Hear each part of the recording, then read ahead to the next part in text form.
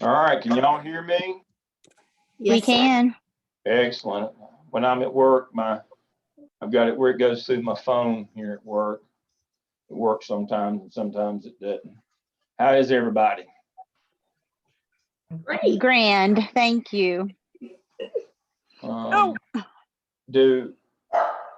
do we know any more about Angela than we so far? Have any? No, I don't know anything. I haven't heard from her. Okay. I sent an email, and of course you saw that from Tracy came out, and so so hopefully we'll hear something on that. We got the details are in your email from Tracy in terms of they're going to do a video podcast of that, and so prayers for her. And then I've got one who, unfortunately, Cassandra Leggett, she's in my 603. She's had a miscarriage, and so she's out right now, and so prayers for her. But Dominique is back from COVID, Dominique Burgess, and so she's doing better. She's not well, but she's doing better.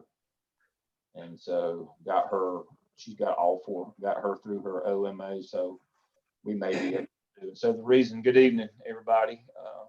The reason I started that is we need to kind of start looking at, again, where we are with our students in terms of their work. Don't fail anybody till you let me know. We're going to try to do as many incompletes as we can. And again, the incompletes, we're probably not going to let any of them move on to their next class this summer. There's going to have to be they're just going to have to like a little bit to do that. Because that's just kicking the can down the road, creating another problem. And so what they need to understand is the incomplete is not, it's not you take an incomplete and just keep on trucking. If we do incompletes, we're not going to let them take 603 or 4 or 5, whatever this summer. If they have to take the incomplete. Now, some of them might want to take a lesser grade so that they can keep on going.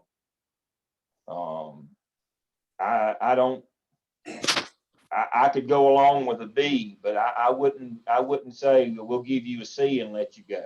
Because again, that's kicking the problem down the road. You know what happens if they get a C, don't make an A in the next course, then they're out for a year.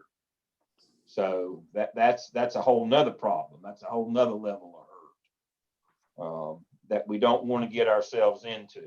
So I'd rather, if we're going to do incompletes, and make sure that they know if you're going to have to take an incomplete, just like for me with Dominique, if she has to get it, or Cassandra, if they have to take an incomplete this spring, they're not going to take 605 this summer. They're going to be out they'll be out for a semester just doing their incomplete and catching up what they lack from this semester. But it wouldn't make any sense if they're that far behind to let them go on and as much as we have to do in the summer. The 2 evidence is due in the summer and all the things that goes on. So, we've learned from the past that kicking the can down the road, like, wait till, we'll let you go on, but you can catch your evidences up, or you can, you can catch us later on your portfolio and task stream and all that. That never works. That never works. So follow up with your students, monitor them pretty closely. Actually, I hate to say this, but it seems like the effects of COVID have been worse this spring than they were in the fall on student work and what's going on. I hate to say that, but it seems like it is. And now the numbers are surging again. It's only going to get worse. Spring break's coming up. The numbers are only going to get worse. They're not going to get better. So we just need to make sure that we're vigilant and that we stay after them and they know, we don't want any surprises. Well, I took this and I just keep right on going. Well, no, there's no keep on going if you take the incomplete. Well, Dale, they're not saying that in Robinson County anymore because nobody's died in the last 7 days. Everybody's happy and everything's like it's never happened. Exactly. That's it. Exactly. I promise you, some of the most stupid thinking people I've ever seen in my I life. know, it's gone. I have to walk away because honestly, I could spit in their faces sometime. It makes me so mad because it's anyway. Their Come to South relatives are in Carolina and you'll Wilkes. That feel is what I good. dealt with today. Yeah. All of their relatives live in Wilkes. Yeah. Okay. There ain't no COVID in Wilkes County. I can tell you that. None in Rutherford County. Not a bit. Hadn't had any in Rutherford County. It went around, they said. It's like that time we had an earthquake and they said, no, it didn't happen here. It went around. We heard it. It didn't happen here. That's what they said in Rutherford County. Same thing. That's just, different sons, same sons from different mothers or same mother or whatever. But yeah, I know.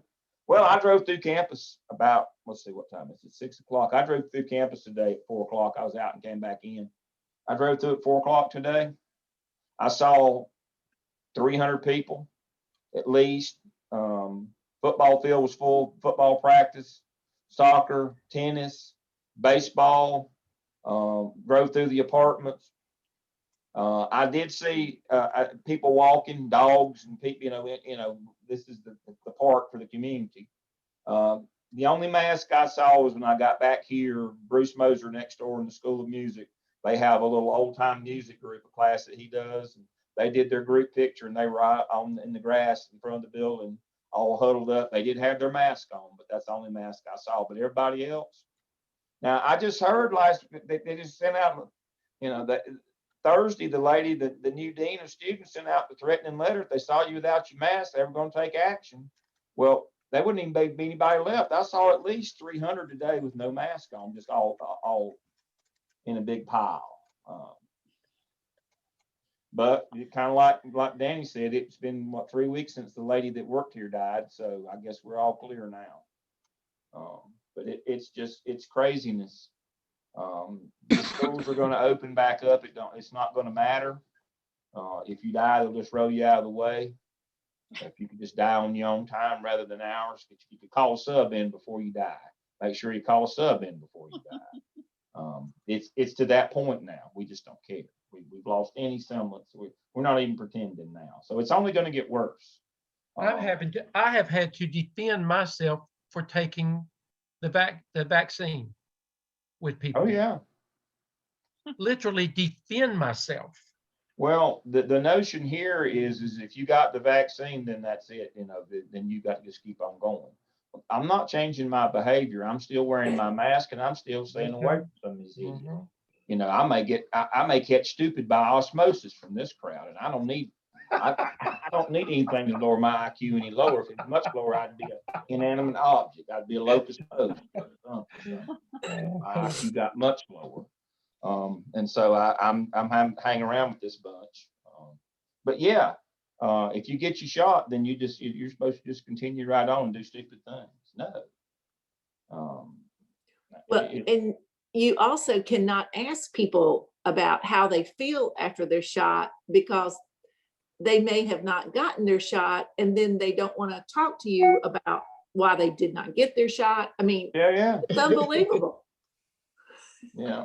Well, I can tell you, the first shot didn't bother me at all. The second shot, it was not good. Me either. I took mine last week and I was a sick man the weekend. Mm-hmm.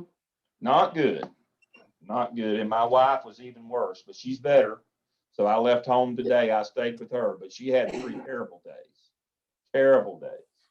But we got through it. Everything's good. But yeah, I mean, it's not fun. But the alternative's not fun either. Amen. So, my rant today is this only going to get worse over the next 6 weeks? We've still got basically 6 more weeks to go, and it's only going to get worse. We're going to have to monitor students every week, every day now, because it's only going to get worse. Because a lot of schools are back in, a lot of them have come back now. They're not even pretending. Kids aren't wearing masks. They're now saying that they can be 3 feet apart. Well, you might as well sit in one another's lap if they're going to be that close. But Dale, I think a few students have abused.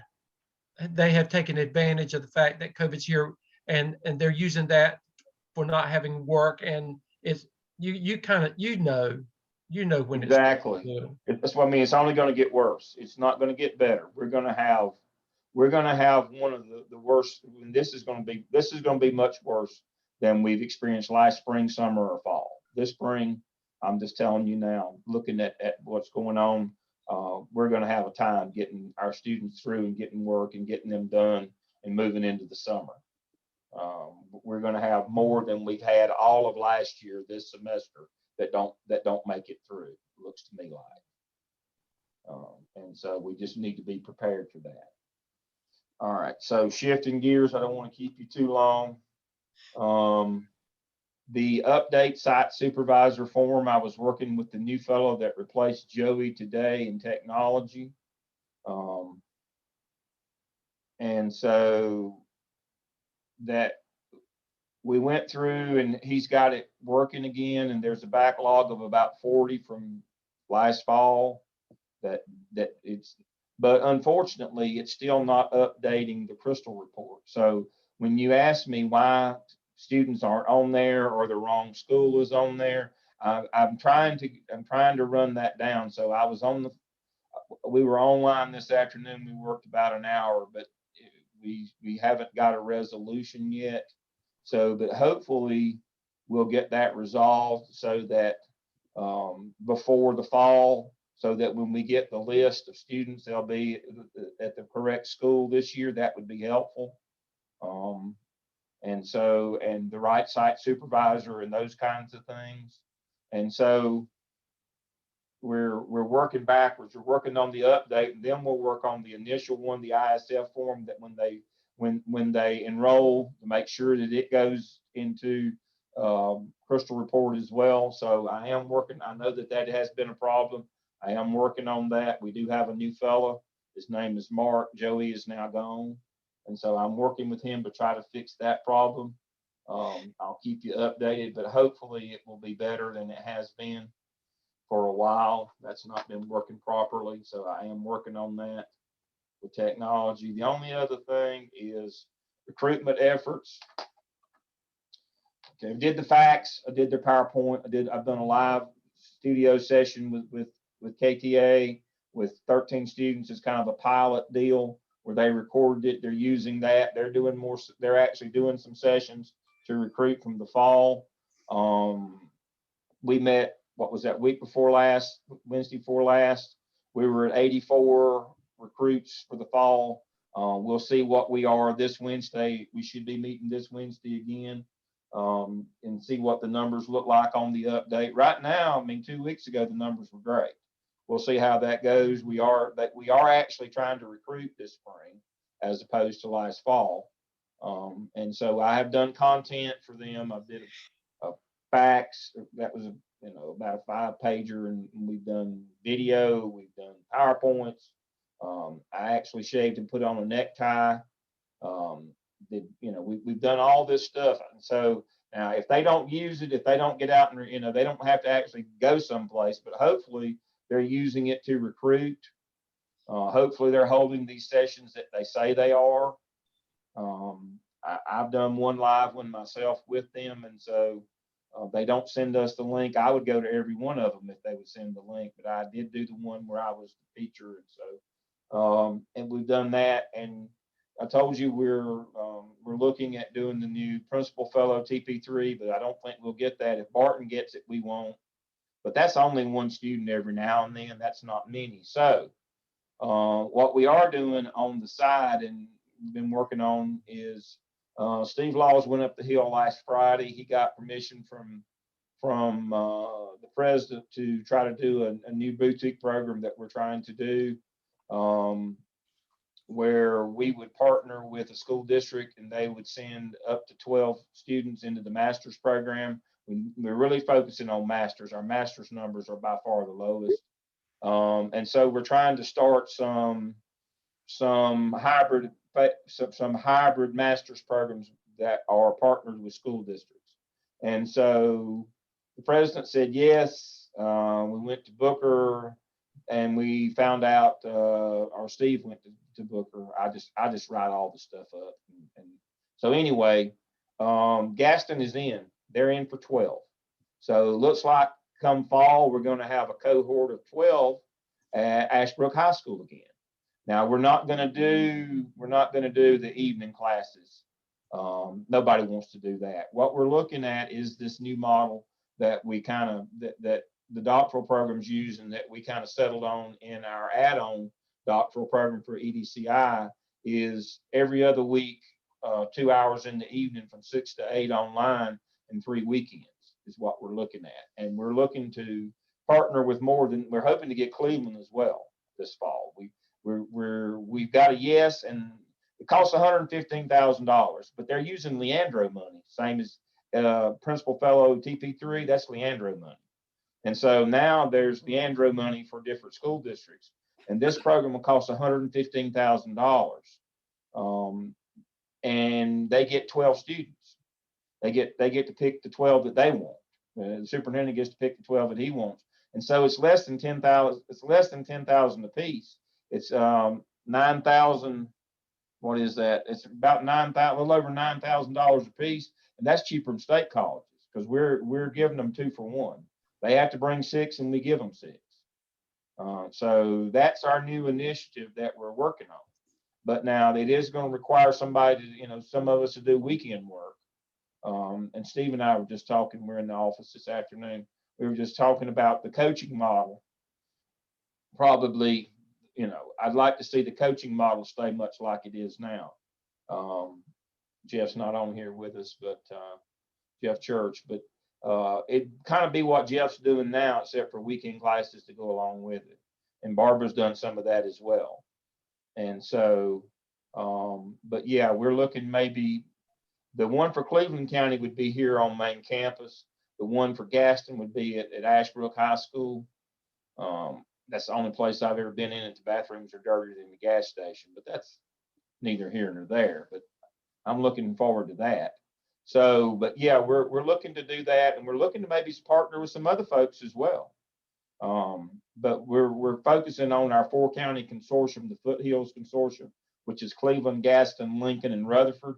We're focusing on them. We've got one that's already a yes. We're working. We've got a maybe from Cleveland right now. I don't think we'll get 12 from Rutherford. They may have to partner with somebody to get 12. They may have to partner with Polk or Henderson to get 12, but we're going that way as well. But we're trying to hit some of our underserved areas. We'd like to get to maybe to Henderson and Buncombe. If we could get them to join in and see, they could come down the hill. It's only an hour down the hill to the campus. So maybe we could do, so we are working to try to, we see the numbers on the master's program. We are working on that. We're trying to work in South Carolina as well. We need a brick and mortar down there. We're trying to work on what's going on there to try to get something happening in South Carolina. I don't know why. I mean, masters is a no-brainer in South Carolina. They get paid for it, whether they get a job or not. There's no sense that we've lost traction on masters down there, other than we just hadn't recruited. We've done none. So, but that's what we've got going on. We are aware. We are recruiting. The numbers, we're helping KTA on their side. We're doing some initiatives on our own. We realize the numbers, that we can't depend on them long term, and that we're going to take on more of the role ourselves to do that. And thanks to Steve Laws, Steve Stone, all of you who've helped out. But yeah, that's what we're doing. We don't. I don't know much else. I mean, we're trying, and that's all we can do. And we're trying to figure out ways to do things that will, if KTA comes through, that's fine. If they don't, we're going to have to make different arrangements. But that's kind of an update on where we are on recruitment. So right now, it looks really good. And again, if we have a cohort of 12 over in Gaston, that's going to be even better.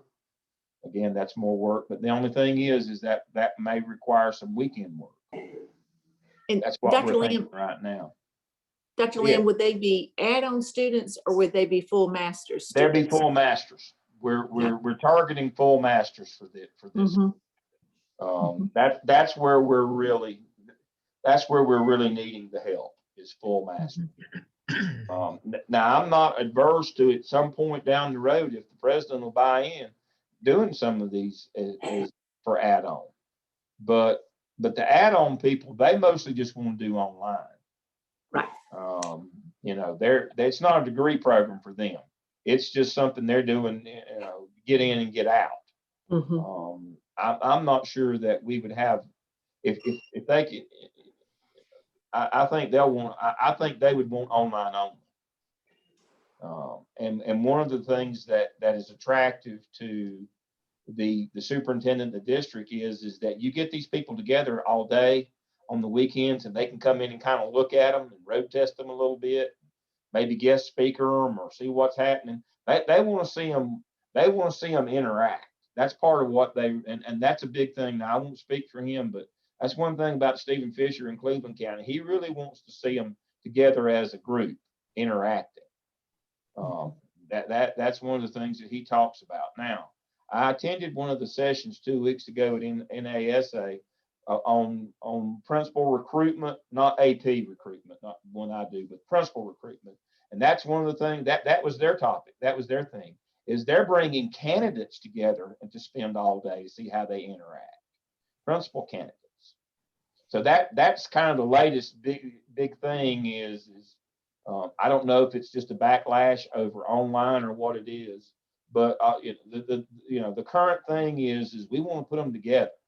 We want them to be together all day to see how they interact with one another. I guess it's also for a comparative basis.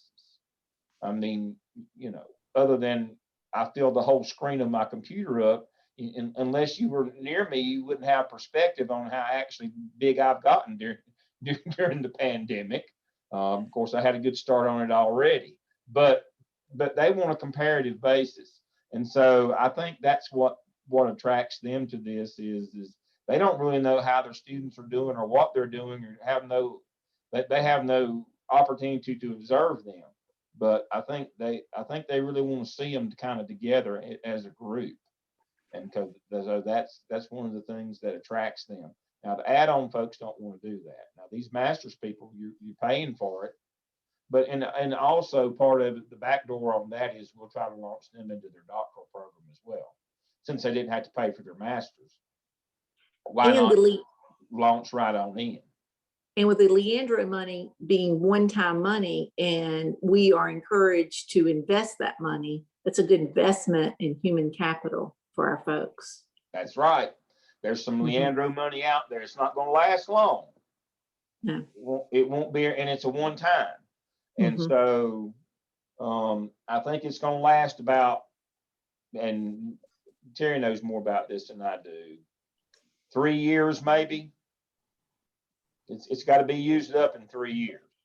So we got to kind of strike while the iron is hot here. You say, well, Dale, it'll be, but what we're hoping is if they can see the efficacy of this, that we can get people to do it even with money that they found rather than being Leandro money long term. And Jeff Booker, being a finance person, is a really good model to use too in Cleveland County. So that's really good for replication for other districts. And so while they've got some loose money laying around, this Leandro money over the next couple of years or so, while they've got it, if we can get in and get this thing going and people can see the efficacy of this, they would be more willing to try to find money on their own once Leandro money runs out. And what we'd like to do is have some of these cohorts with different districts. Obviously a bigger district like Gaston could run it twice in 3 years, but a lot of districts, 12, that'll do them for a while. That's kind of like real cream, a little dab will do you. All right, Barbara, it's good to see you. And so, but the notion here is we move it around. If we can get it going in Gaston and Cleveland, and then next up, maybe we can hit, Buncombe and Henderson, and maybe Polk and Rutherford can kind of pigtail on with them. And then maybe we can go north back up. We're going to finish, maybe we can go back to Wilkes and Alexander back up in that area. We can kind of direct it to the low wealth districts that might could scrape the money together. Mhm. You know, it's a thought here. I mean, whether it'll, you know, it may be a one and done with Cleveland and Gaston. When the Leandro money runs out, that may be the end of it. But it's a start. It's something. And if we bundle in connect. coaching or some type of mentorship for your beginning principals, we all do not have robust systems to support beginning principals. So if there's something built in there that they have that follow-up coaching and keeping folks out of trouble would be great. Yes. And I think that's why they want to have a face-to-face component. I think they're going to want to try to partner with these folks, and you know, develop them long term, Mhm. which is hard to do online. So I think that's the attractive piece to them is that there's a face-to-face component that would allow them the opportunity. And of course, it might be wishful thinking on their part, but they see what Terry's talking about, that this gives them an overture, a way, a vehicle to partner with these people and as a group and develop them as a group and as a cohort and move them through and give them a support system along the way. Mhm. And that's why I said, you know, I won't speak for Stephen Fisher, but that's one of the things that he's really stressed is he wants them to be, he wants them to be together in a cohort format so that they can, you know, communication, conflict management, those kinds of things. Some of the stuff that Steve does with them in 605, that he wants to see that done in a face-to-face format rather than an online format. You know, a lot of the projects that they do, those kinds of things. So there's the possibilities are there. Mhm. We've just got to be, you know, we've just got to be a little bit smarter than we've been in terms of how we go about it. And again, I want us to see us do a better job in South Carolina. That one is concerning as well. We had an opportunity a few years back to get a brick and mortar, but we simply passed. And so, but we'll figure it out. We'll figure it out. All right. I don't want to just keep on droning on here. I just want to see everybody. Hope you all stay safe. If you hadn't got your shots, get them.